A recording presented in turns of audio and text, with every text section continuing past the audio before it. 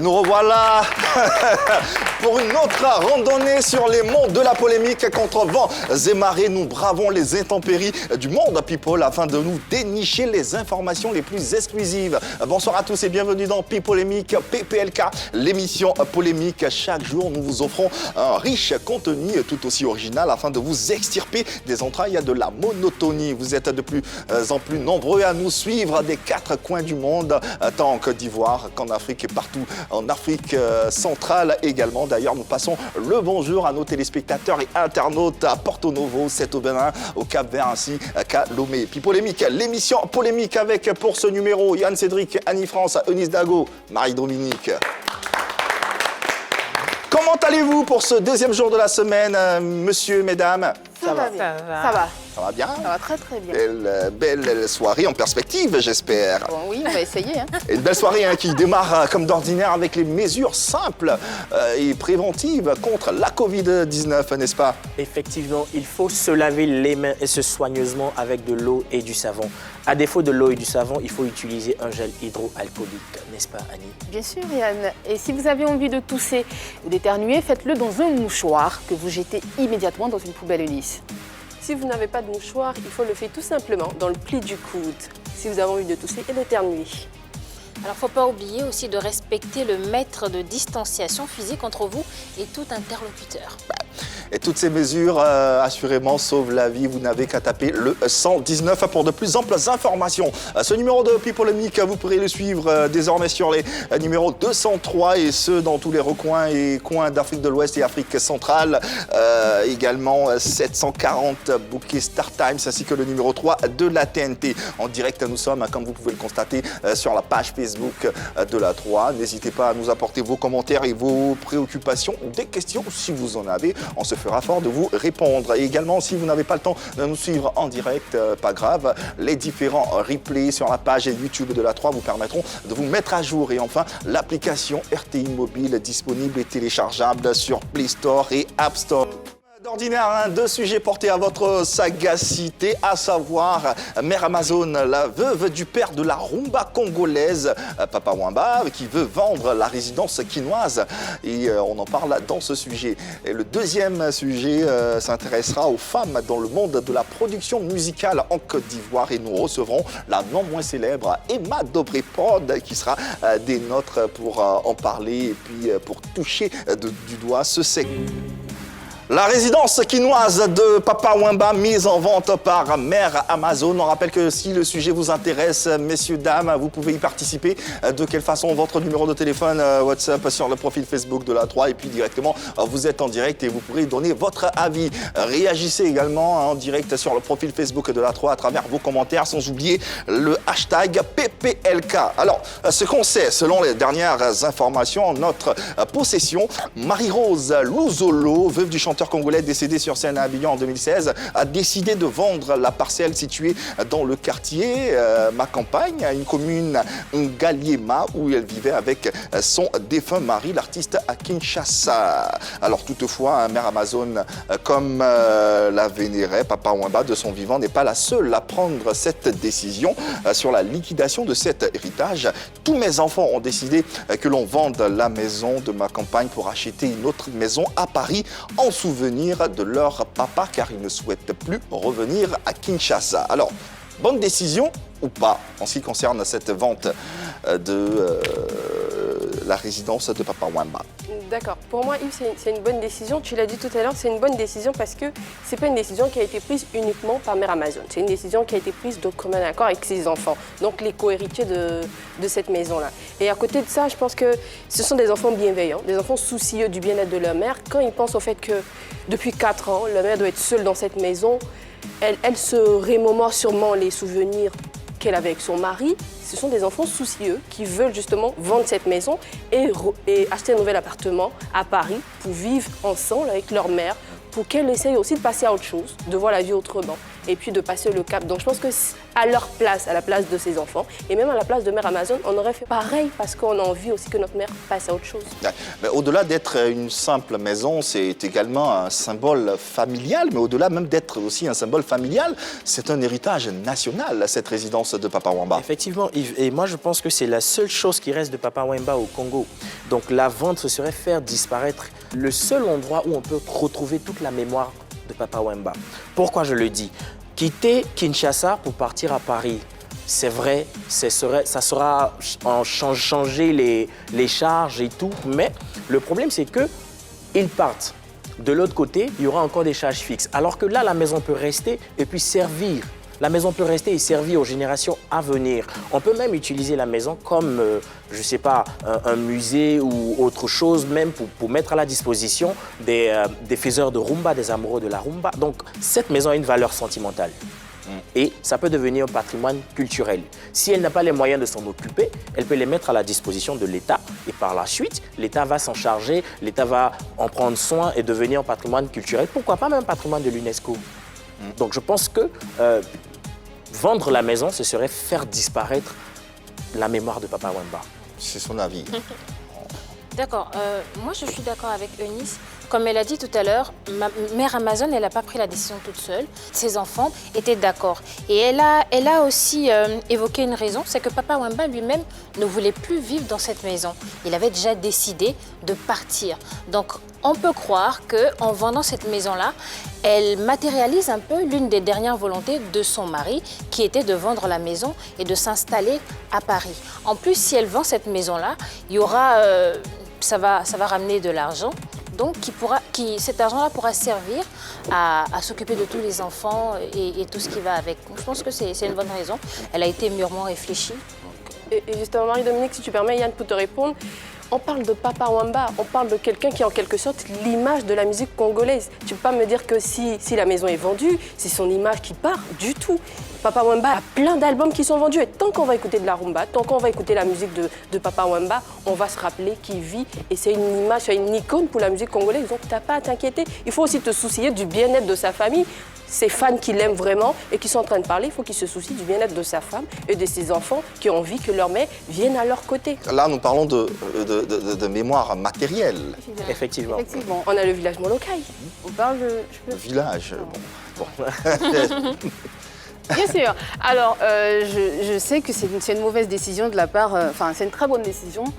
Si la famille veut vendre la maison, c'est une question de mémoire de l'artiste qui a envie d'être respecté parce qu'il n'avait plus envie de vivre dans cette maison, ce que je respecte totalement.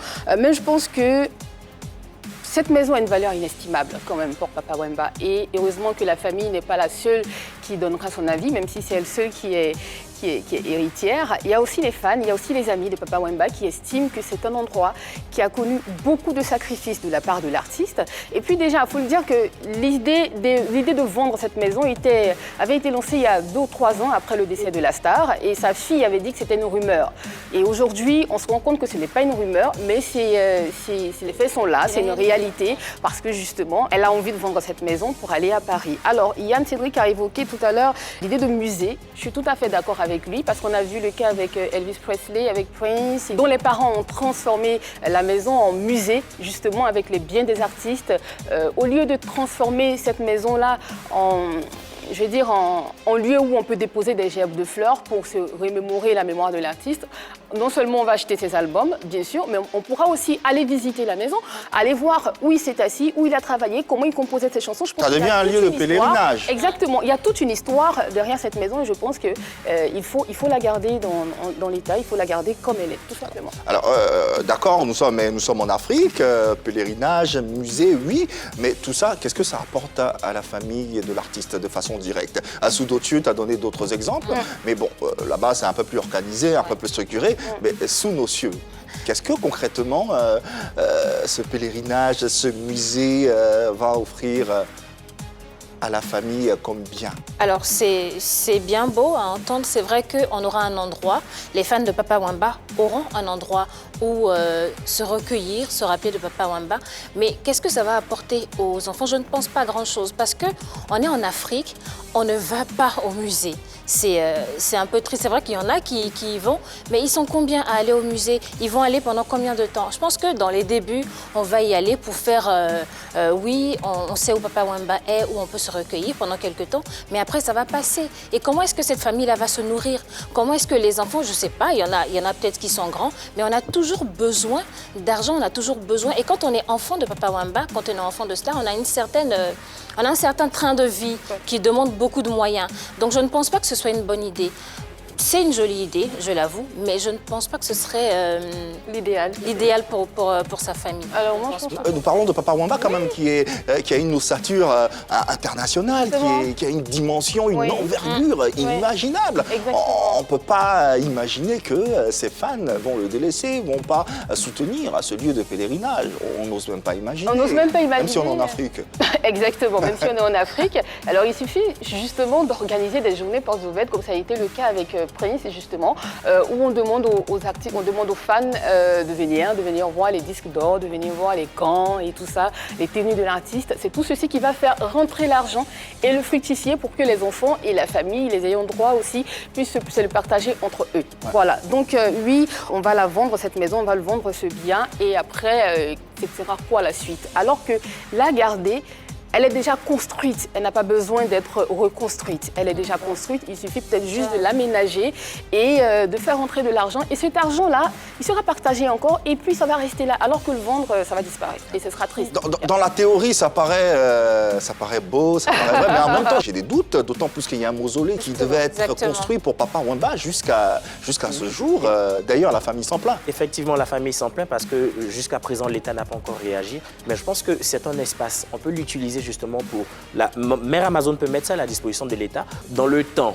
François Luambo, auteur, compositeur, guitariste congolais, qui, avant de mourir, a légué un de ses immeubles qu'il appelle l'immeuble 1, 2, 3 Maman Luku. Il a légué à la génération présente. Et aujourd'hui, elle sert de maison d'hôte. Et il y a une salle de répétition que Ferregola utilise pour des répétitions lorsqu'il a des concerts locaux. D'accord. Donc voilà, on comprend bien que ce domaine-là, la résidence de Papa Wemba, peut véritablement servir si justement on affecte une bonne idée à la résidence. Ça peut servir à tout le Congo. Et je préfère qu'on la garde parce que justement, ça sera le seul bien matériel, le seul héritage matériel qui sera au Congo et qu'on pourra justement revivre avec Papa Wemba de manière...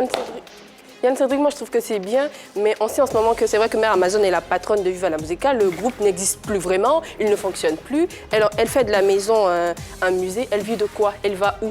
Le groupe peut travailler, vendre des albums. Ça fait, depuis que Papa Wemba est mort, est-ce qu'ils ont sorti, je pense, une seule chanson après que le Covid-19? Comment elle est censée continuer sa vie? Si vous voulez faire de sa maison un musée, tout ce qu'il reste pour La question reste posée, le débat se poursuit également chez vous. Comment parler de Papa Wemba sans se remémorer de ces belles sonorités? Un clin d'œil tout particulier aux amateurs de la rumba, dédicace spéciale à notre Red Chef, Monsieur Soum Junior en particulier, qui s'offusque de voir Annie danser, d'autant plus qu'elle n'aime pas la rumba. Je te demandais, mais t'avais pas à bouger sur cette sonorité. Qu'est-ce qui te laisse... Au contraire, il faut qu'il soit fier, parce que c'est quand même Papa Wemba. Moi, c'est la jupe de Papa Wemba qui m'a fait danser. Ah d'accord, on a compris. Allez, revenons donc à ce sujet. Avant d'entamer les discussions sur le second axe de notre premier sujet, permettez-moi de vous rappeler le second thème, le second sujet de ce numéro de Pipolémique qui portera un regard sur les femmes dans le monde de la production musicale. Pourquoi sont-elles si peu nombreuses? Emma Dobré-Lirondelle, qui fait le printemps, la concernée sera des nôtres sur ce plateau et on pourra bien sûr en parler. Et puis la propriétaire du label Emma Dobré Prod vous pourra donner son avis. Ça sera juste après la pause. En attendant, nous demandons et continuons à nous poser la question, pourquoi tant de conflits dans les successions de stars décédées? C'était le cas avec Johnny Hallyday, Papa Wemba, aujourd'hui même Arafat et DJ avec ses 42 voitures. Pourquoi autant de conflits? 49 voitures. Bah, autant pour moi, je n'ai pas les chiffres exacts. Alors, pourquoi autant de conflits dans ces différentes successions? Ces conflits-là naissent tout simplement du fait que les stars, les célébrités là, ne s'entourent pas de personnes capables de protéger leur héritage après leur mort. Qu'est-ce qu'elles font?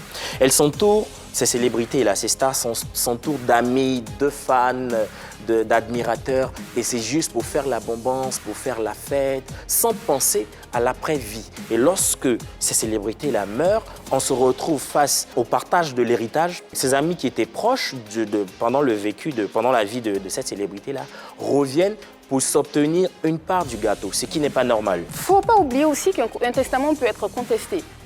Tu as dit tout à l'heure qu'ils ne prennent pas le soin d'avoir un testament, d'assurer la postérité, c'est vrai, mais parfois le testament il existe mais il est contesté.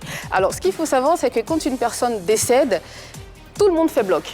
La famille nucléaire, papa, maman, enfant, enfin tout le monde fait bloc. Et puis on se rend compte qu'après, il y a des enfants qui n'ont pas été déclarés, il y a des personnes qui n'ont pas été déclarées, qui ont envie de leur part du butin. Donc de ces personnes-là, qu'est-ce qu'on fait? Justement, il faut aussi s'attacher les services d'un administrateur judiciaire. Et Marie-Dominique a dit tout à l'heure, on a passé le mot conseiller juridique. Voilà, donc je pense qu'il faudrait qu'on regarde un peu de cet œil-là, faudrait qu'on regarde un peu dans ce sens-là pour assurer l'après, pour assurer la postérité. Et puis si tu permets Yves, il y a eu 2 cas qui se sont soumis à nous. Il y a eu le cas Johnny Hallyday, mais avant Johnny Hallyday, il y a eu le cas Lino Ventura, l'acteur italien, ouais. Acteur italien.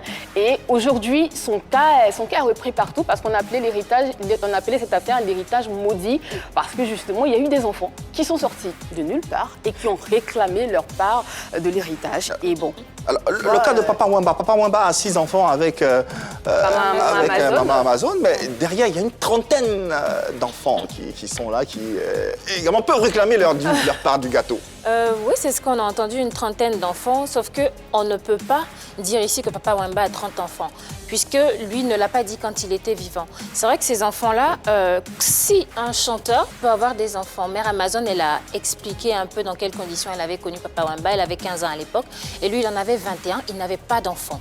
Quelques années plus tard, quand ils ont eu leurs premiers enfants, Papa Wemba lui a avoué avoir eu 2 enfants. Donc elle reconnaît ces 2 enfants-là. Elle a parlé aussi d'une certaine Julie, qui a vécu avec elle dans la même maison avec sa mère et tout. Elles étaient 2, avec Papa Wemba, 2 femmes. Donc elle connaît ces enfants-là. Mais les 30 qui arrivent par la suite, c'est un peu compliqué parce que 2 sont vivants. Marie-Dominique n'accepte pas. Hein. Non. Ah non, je n'accepte pas parce que je n'accepte pas parce que Papa Wemba ne nous a pas dit qu'il a 30 enfants. On ne peut pas dire aujourd'hui qu'il n'est plus là, qu'il a 30 enfants. Donc ça reste des rumeurs. Aussi, pour que ces enfants-là puissent hériter, il faut que leur filiation avec Papa Wemba ait été établie de son vivant. Ce qui n'est pas vraiment le cas parce que je n'en ai pas vu un qui porte le nom Wembadio. S'il porte le nom Wembadio, qu'il a son acte de naissance, oui, on peut en parler. Mais pour l'instant, ça reste des spéculations. On comprend ta théorie, on comprend ton raisonnement, ta logique, mais tu es d'accord avec moi qu'un artiste d'une envergure de Papa Wemba ne peut pas avoir que 6 enfants? La question reste posée et le débat se poursuit également chez vous à la maison. Ne me regardez pas comme ça, c'est pas moi, je suis pas Papa Wemba, je suis pas cet artiste, je n'ai pas cette dimension. La seconde partie de cette émission sera aussi riche en informations car nous allons parler des femmes dans le monde de la production musicale et pour approfondir nos échanges, Emma Dobré, productrice d'artistes, notamment de Kérosène et de bien d'autres artistes, sera sur notre plateau pour en parler. Juste après cette page commerciale, on se retrouve dans quelques instants dans PPLK.